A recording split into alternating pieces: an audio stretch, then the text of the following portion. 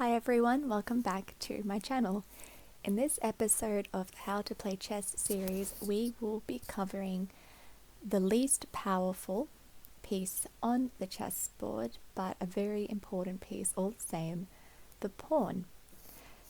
So currently on the board, unlike my previous videos, we actually have the starting position, which is important because there are several different things to cover when discussing pawns.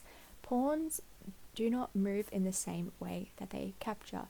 There are also a number of special rules and tactics involved with pawns, but let's get right into it so I can show you.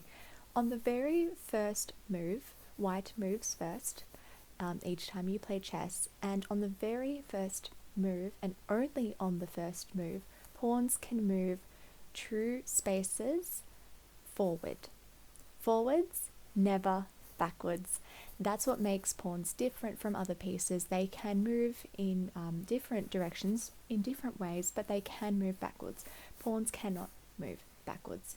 A very, very popular chess move for white would be e4. Now that this pawn has moved twice on the first move, it can never do so again. So again, black to move. Black has decided to move to d5. This is a very popular opening. And now to show you exactly what I mean, there are a couple of things available, assuming we just talk about the two pawns that have moved. This pawn cannot move two spaces forward. It can't. It is now the second move. It has already moved away from its starting position. It can, however, move forward one square at a time per move, or it can capture black's pawn. So right now black is threatening white's pawn. However, it is now white to move, so white has many different options available, but if we're just looking at those center pawns, white can move one square forward because that's the way that pawns move, or instead it can capture black's pawn on d5, take it off the board and gain material. However, as illustrated by the threat arrows, now the queen can actually capture the pawn. So something to consider, and this is a very popular opening. Let's just go back now. So each of the pawns, there are 8 per side, they can all move 2 spaces on the first go. It's a really important concept you learn about in chess, about taking control of the center. But if you really wanted to, some people might like it, you can actually move your side pawns forward too. You could move to h4, or you could move to b4.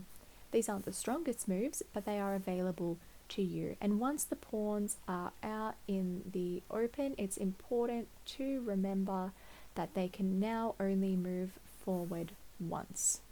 They can only move forward once each time. So this one here, if I look at A2, this pawn can move forward too, but now you'll see it can only move forward one space. So something to think about in chess, and I'll say it one more time because it is a little bit confusing. Pawns can only move forward 2 spaces on the first turn when they are leaving the starting position.